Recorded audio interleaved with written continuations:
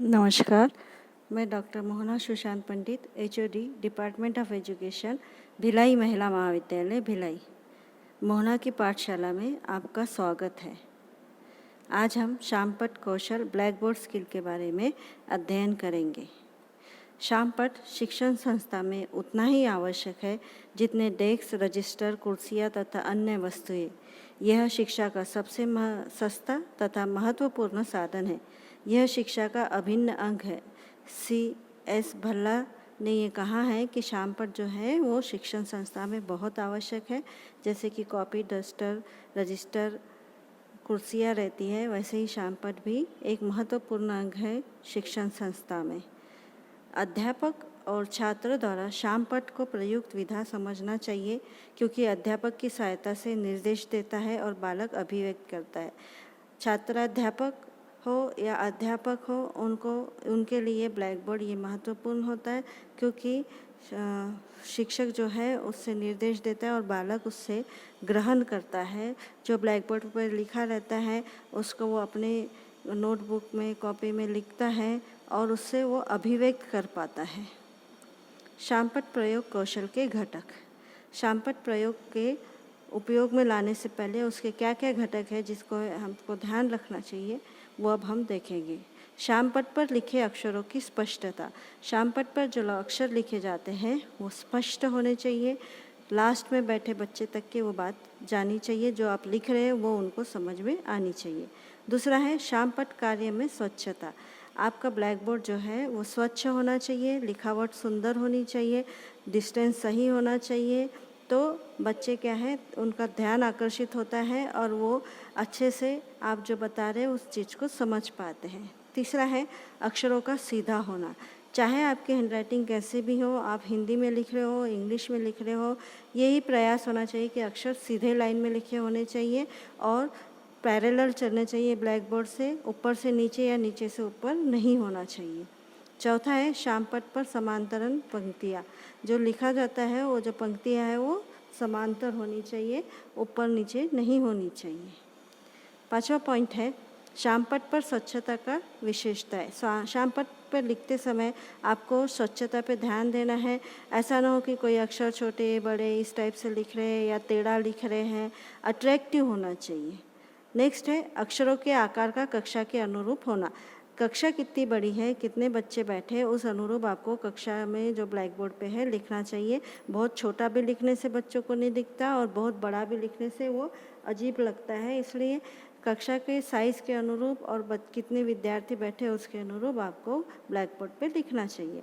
Next है आवश्यकता अनुसार रंगीन चाकों का प्रयोग। ये आवश्यक है कि अगर आपको कोई पॉइंट हाईलाइट करना है या कुछ डायग्राम बनाना है तो वहाँ आप रंगीन चाकों का उपयोग कर सकते हैं, जिससे क्या होता है कि वो बहुत अट्रैक्टिव दिखता है और बच्चों का ध्यान आकर्षण उस तरफ होता है।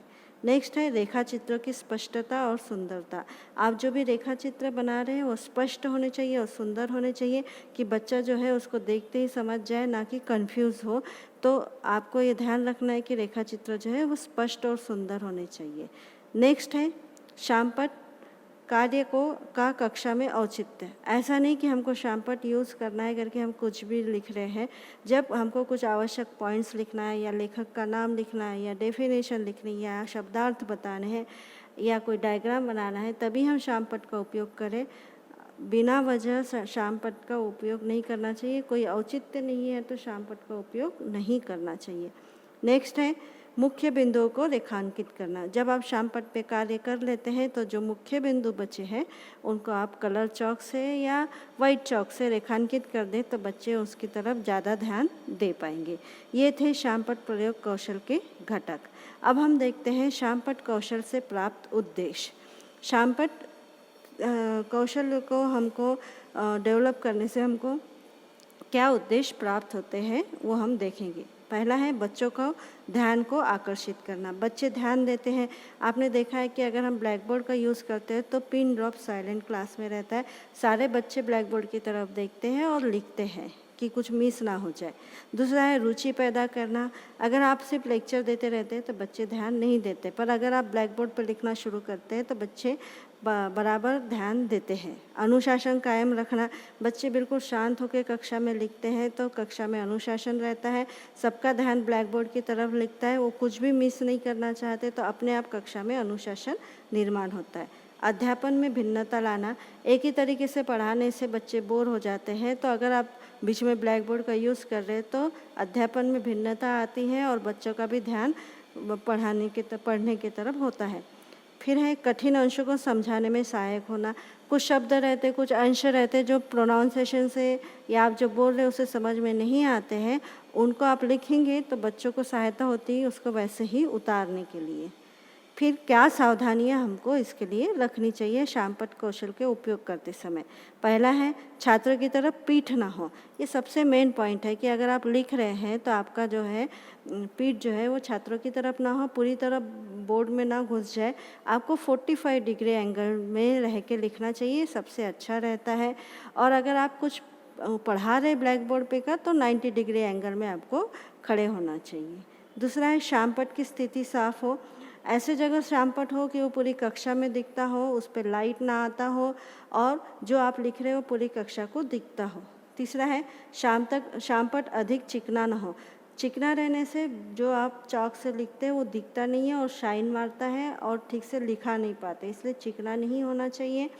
नेक्स्ट है शामपट पर लिखते समय छात्रों की तरफ भी ध्यान दिया जाना चाहिए, आपको बोलते बोलते लिखना चाहिए, ये सबसे अच्छा तरीका होता है। और बीच बीच में बच्चों की तरफ भी देखना चाहिए तो उनको भी समझ में आता है कि टीचर का ध्यान है, तो वो भी लिखते रहते हैं और अनुशासन में रहते हैं।